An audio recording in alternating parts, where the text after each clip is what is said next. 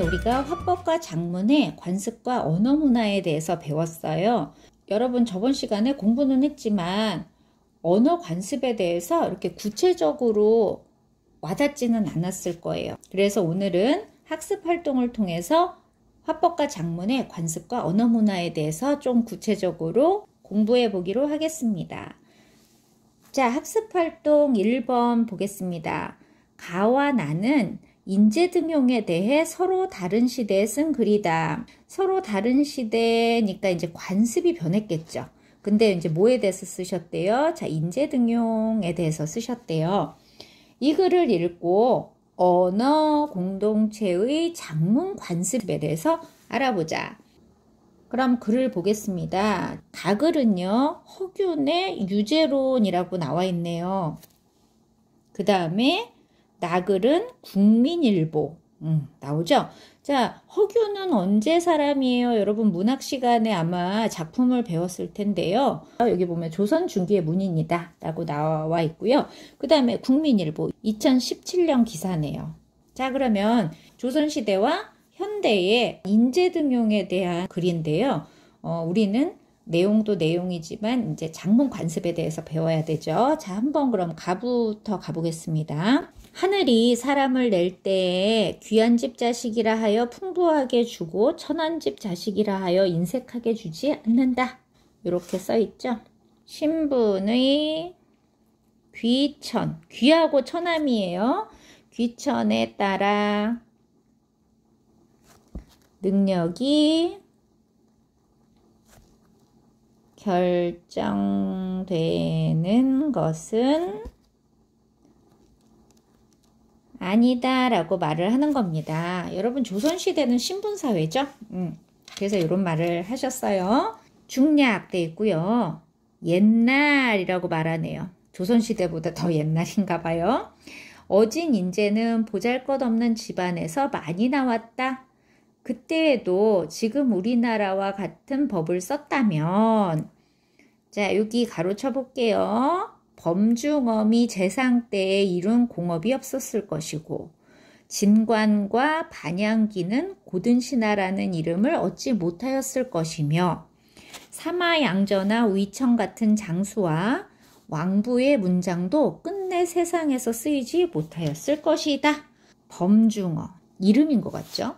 진관, 반양귀, 사마양저, 위청, 왕부 이런 분들 이름인 것 같죠? 중국 사람이에요. 이 사람들을 왜 여기다가 썼을 것 같아요?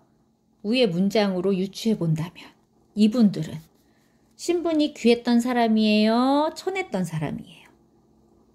천했던 사람이라는 거죠. 천했던 사람인데 능력은 뛰어난 사람들이라는 거죠.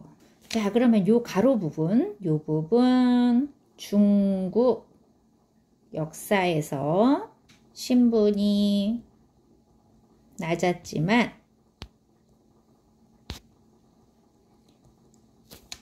조정에 등용된 인물들인 거죠. 그리고 능력도 굉장히 뛰어났던 인물들을 말하는 겁니다. 마지막 문장, 하늘이 냈는데도 사람이 버리는 것은 하늘을 거스르는 것이다. 하늘이 이렇게 훌륭한 사람을 냈는데 우리 사람이 신분이 천하다고 해서 그 사람을 쓰지 않으면 그거는 하늘을 거스르는 거예요 라고 말을 하는 겁니다. 자, 여러분 현대와 다른 작문 관습 느끼셨나요? 자, 이따가 정리하기로 하고 이제 나 글로 가겠습니다. 직무 능력과 실력만으로 검증하는 정보 가림 채용. 여러분한테 이거는 굉장히 익숙한 단어일 거예요. 자, 옆에 날개 부분 가보겠습니다. 정보 가림 채용, 학력 등 선입견이나 차별적 요소를 배제하고 채용하는 방식, 즉 블라인드 채용. 여러분 들어보신 단어죠? 수행평가에 나왔던 거잖아요. 그쵸? 자, 그 다음 계속 읽겠습니다. 정보 가림 채용을 적극적으로 확대해야 한다. 정보 가림 채용에 대해 구직자와 기업 모두 긍정적인 반응을 보이고 있다. 여기 첫 번째 문장이 뭐예요? 요 첫 번째 문장이 주장이죠. 뭐뭐 해야 한다. 주장이에요, 주장. 그리고 그 주장에 대한 요게 이제 근거죠. 주장에 대한 근거 말하고 있습니다. 구직자와 기업이 모두 긍정적이래요. 그 주장에 대해서. 자, 이제 구체적으로 보여줘야 되겠죠. 자, 첫 번째, 한 조사기관이 자, 구직자 336명을 대상으로 정보가림 채용에 대해서 조사한 결과 77.4%가 긍정적인 반응을 보였대요. 구직자, 긍정적. 왜 구직자들은 긍정적인 반응을 보였을까요? 이유 나오죠? 공인 자격에 의한 선입견 배제가 58.1%로 가장 높았으며 실무에 필요한 역량의 집중 가능이 53.1%로 뒤를 이었대요. 두 번째, 다른 조사도 또 보여주고 있죠?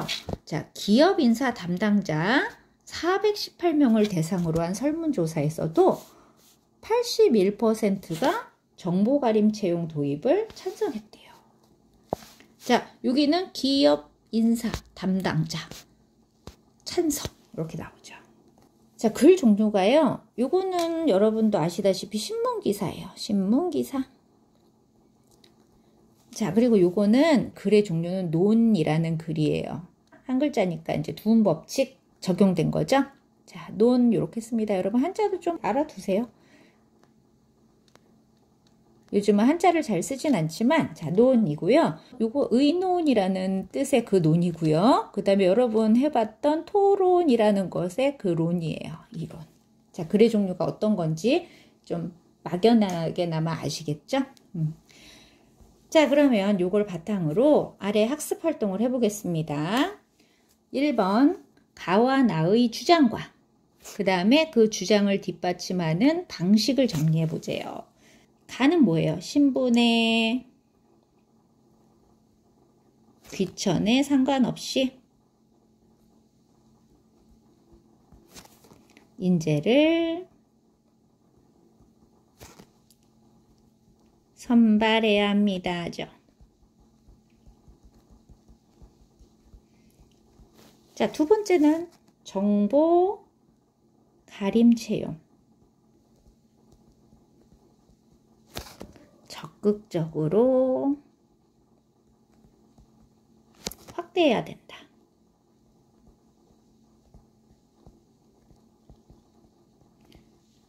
자, 여기는 쉽습니다. 그러면 여러분 요거 눈치채셨을까요? 자, 주장을 뒷받침하는 방식.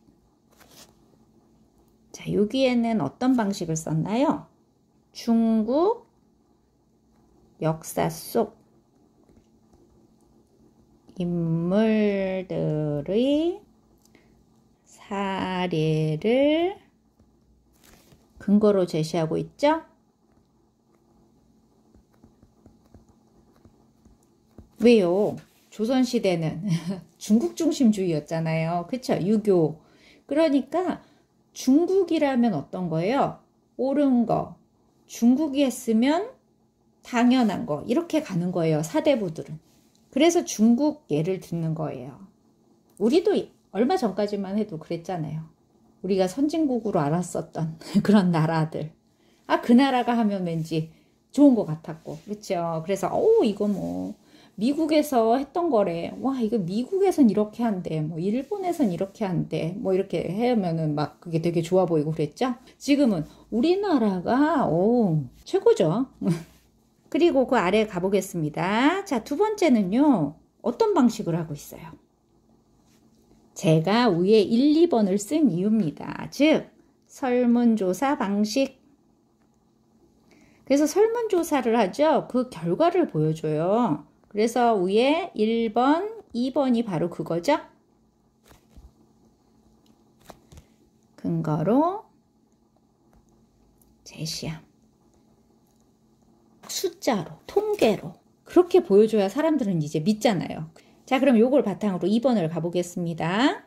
2번 가와 나의 주장을 뒷받침하는 방식이 그럼 다른 이유는 뭐겠어요? 자, 주장을 뒷받침하는 방식이 다른 이유가 뭘까요?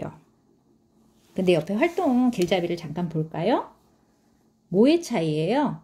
언어 공동체의 차이죠. 가는 뭐예요?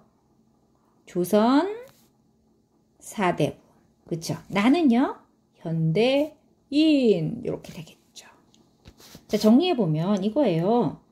이 각각의 언어 공동체가 주장을 내세울 때,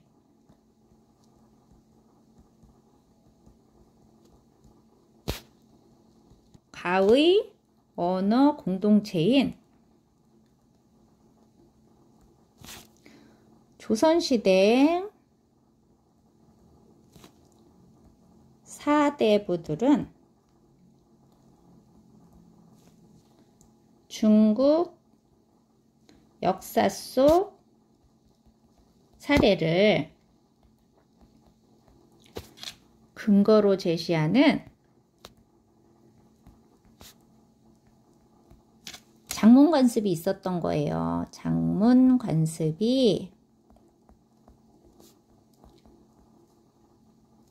있었던 반면에 차이니까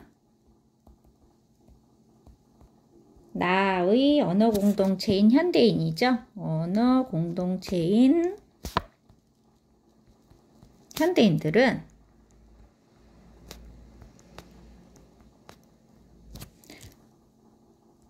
통계 자료 등의 구체적인 수치를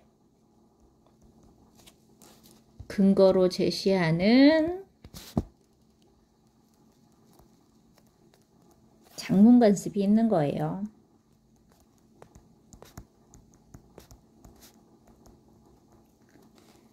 자, 요거를 봤을 때 이게 답이 아니에요. 그래서 그 이유가 뭐냐는 거예요. 그 이유가 요겁니다. 여기다 쓸게요. 언어 공동체의 차이가 바로 뭐를 만든다? 장문 방법에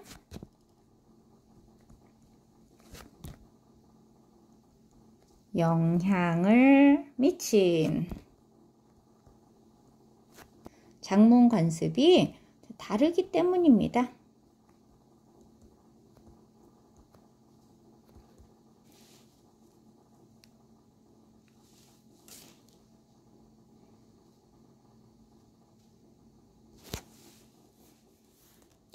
활동 2번입니다. 가와 나는 서로 다른 담화 관습을 보여주는 대화이다. 이 담화 자료를 읽고 담화 관습과 바람직한 언어 문화 형성을 위한 노력에 대해서 알아보자. 자, 담화 관습 보여줄 거예요. 그리고 이제 그것을 보면서 바람직한 언어 문화가 뭔지 좀 생각해 보시고요.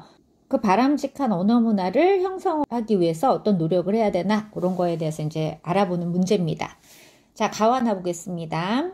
가, 김 과장 잠깐 와봐. 그러니까 부장님 부르셨습니까?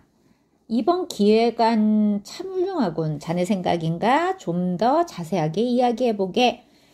함대리 제안을 바탕으로 기획했습니다. 함대리 빨리 와서 부장님께 이번 기획안을 설명해 드리도록 해. 자, 보겠습니다. 과장, 부장, 대리 이렇게 직급으로 말을 하고 있고요. 자, 봐. 그 다음에 여기는 부장님이니까 존댓말을 쓰고 있네요. 뭐뭐해, 개. 뭐 이런 거 있죠? 뭐뭐해. 이런 거 쓰고 있습니다. 그쵸? 자, 그거에 비해서 이제 나를 보겠습니다. 똑같은 상황이에요. 근데 김민식님, 잠깐 얘기 좀 할까요? 네, 안경영님. 이번 기획안이 참 훌륭합니다. 김민식님 생각인가요? 좀 더 자세한 설명 들을 수 있을까요? 함재경님 제안을 바탕으로 기획했습니다. 함재경님, 이번 기획안에 대해 안경영님께 설명해 주시겠어요? 자, 위에 거랑 어떤 차이가 있어요? 자, 거기에 다 님자를 붙이고 있죠? 그리고 할까요? 존댓말 쓰고 있죠? 훌륭합니다. 생각인가요? 뭐 이런 거 하고 있고, 뭐뭐 있을까요? 배려하는 말이죠? 뭐뭐해가 아니라 부탁에 말하기. 그 다음에 뭐뭐 했습니다. 설명해 주시겠어요? 이런 차이가 있는 거죠? 충분히 그 차이를 느끼실 수 있을 겁니다. 자, 아래로 내려가서 자, 1번 보겠습니다. 가와 나에 나타난 담화 관습의 표현 방식을 정리해보고 각 담화 관습의 특징을 파악해보자. 자, 여러분 느끼신 거 그거예요. 일단 가에서는 어땠어요? 직장 내 직급으로 서로를 호명했죠?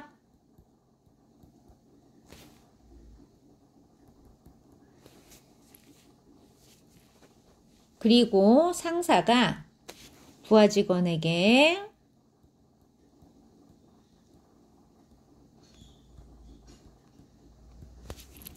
하대의 표현을 했습니다.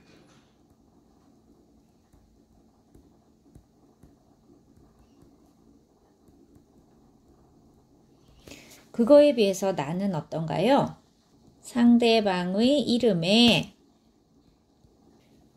높임의 뜻을 지닌 이걸 의존명사라고 하죠, 여러분. 의존명사 님을 붙여서 호명하죠.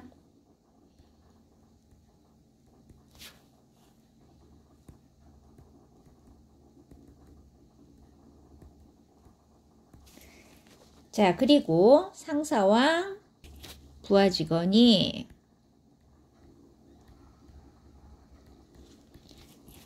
서로에게 어땠어요? 존대의 표현을 사용합니다.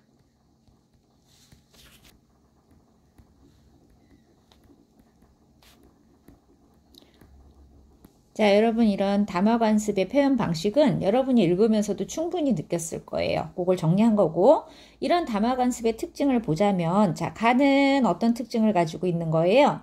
구성원 간의 관계에 따라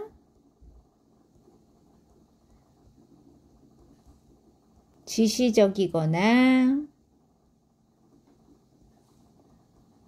명령조의 표현을 사용하죠.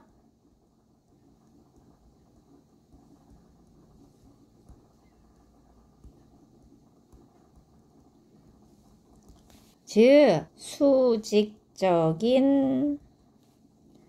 담화 관습이 발달했다고 볼 수 있습니다. 발달함. 자, 그러면 나는요, 구성원 간의 관계에 상관없이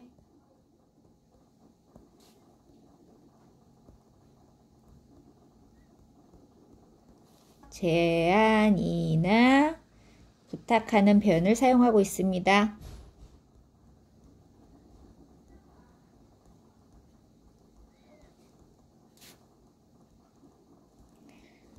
즉, 수평적인 담화 관습이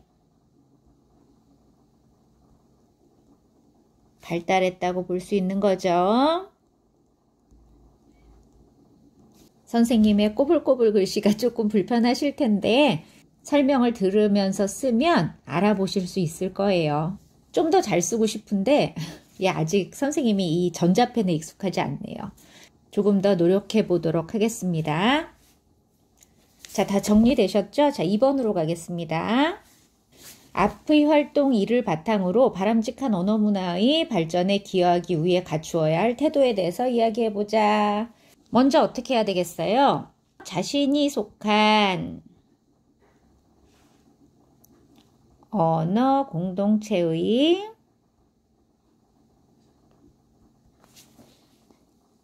작문 관습을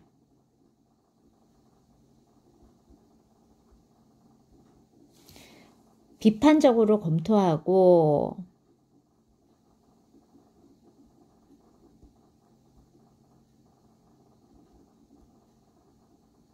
다른 언어 공동체의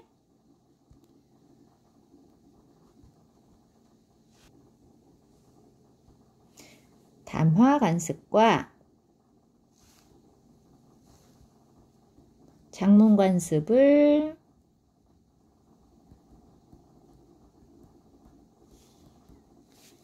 개방적으로 수용하고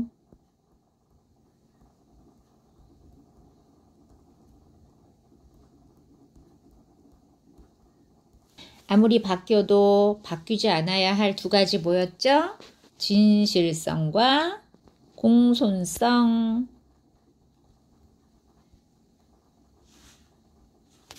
요것을 바탕으로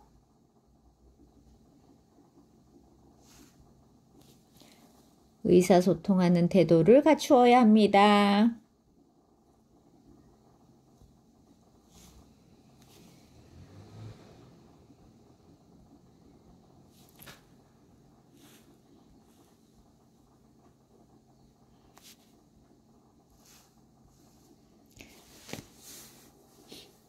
자, 근데 이제 요거 하나 더 볼게요. 다른 언어 공동체의 담화 관습과 작문 관습을 개방적으로 수용하자라는 말이 나오는데요. 자, 요거는 뒷장을 한번 가볼까요? 뒷장.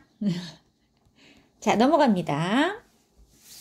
원리 수행입니다. 다음 글에 나타난 언어 공동체의 담화 관습을 살펴보고 이를 바탕으로 바람직한 언어 발전을 위해서 다른 언어 공동체의 담화 관습이나 작문 관습을 수용해 보자고 하는데요. 즉 다른 언어 공동체 담화 관습을 소개하는 거예요. 그리고 이제 여러분이 그것에 대해서 좀 바람직한가 어떤가 판단을 해보고 그 다음에 이제 어떻게 수용할 것인가 요거에 대해서 생각해 보는 활동입니다.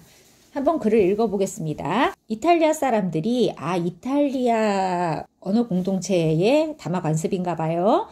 말하고 듣기 좋아한다는 사실은 텔레비전 토론 프로그램을 통해서 확인할 수 있다. 요즘 외국인들 많이 나오죠? 자, 한국 텔레비전의 토론 프로그램을 보면 한쪽에서 말하는데 다른 쪽에서 말을 자르고 나오는 경우 이쪽이 그만두던가 저쪽이 그만두던가 사회자가 중재하던가 해서 얼마 지나지 않아 한쪽으로 정리가 된다. 그쵸 그쵸 여러분? 이게 바로 뭐예요? 한국 사람들의 담화 관습이에요. 여러분도 이게 몸에 뱄죠? 그쵸? 그리고 이제 엄마나 누가 말할 때 말하면 막 그러잖아요. 끼어들지 마라. 말대꾸하지 마라. 이런 거 많이 들었죠? 그런데 이 나라 사람들, 즉 이탈리아 사람들은 이렇대요. 한쪽에서 이야기하는데 다른 한쪽에서 하고 싶은 얘기가 생기면 말을 시작하고 사회자도 정리를 하는 게 아니라 덩달아 말을 덧붙이는 바람에 두세 사람이 한꺼번에 이야기하는 경우가 흔하대요. 자, 이거 헷갈릴까봐 자, 여기만 한국 사람의 관습이다 이렇게 표현을 할게요. 이탈리아에서는 다른 사람이 이야기할 때 끼어드는 것이 예의에 어긋나는 일이 아니랍니다.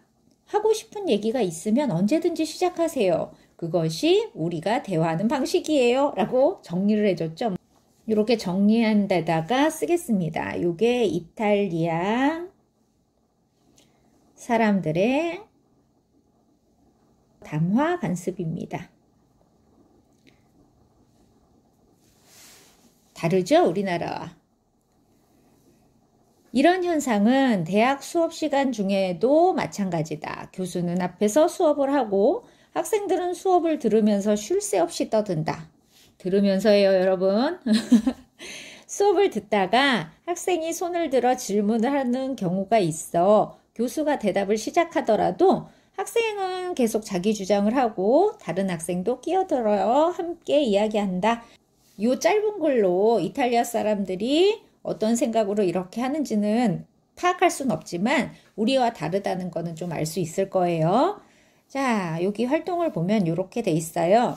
이 글에서 설명하고 있는 언어 공동체의 담화 관습을 정리해보고 이와 같이 자신이 속하지 않은 언어 공동체의 담화 관습 또는 작문 관습을 조사해 보자인데요. 자, 언어 공동체라는 거는요.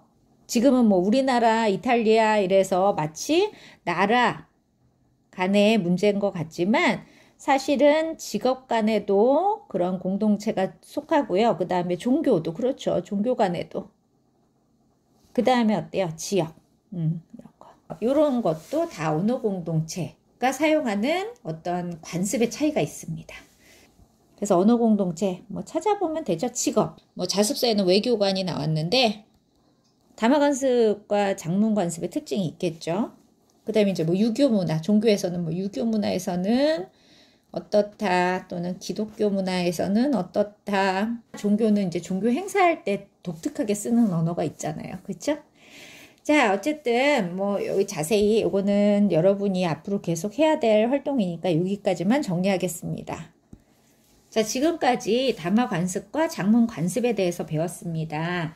우리가 언어 공동체라고 하는 어떠한 공동체의 특징 같은 걸 잘 이해하시고요. 그 다음에 그걸 바탕으로 바람직한 언어 문화의 발전에 기여하는 태도를 기를 수 있는 여러분이 되었으면 좋겠습니다. 여러분 오늘도 공부하느라고 애쓰셨고요. 분명히 여러분의 삶에 도움이 될 거라고 선생님은 믿습니다. 여러분 활기찬 하루 되시기 바랍니다. 감사합니다.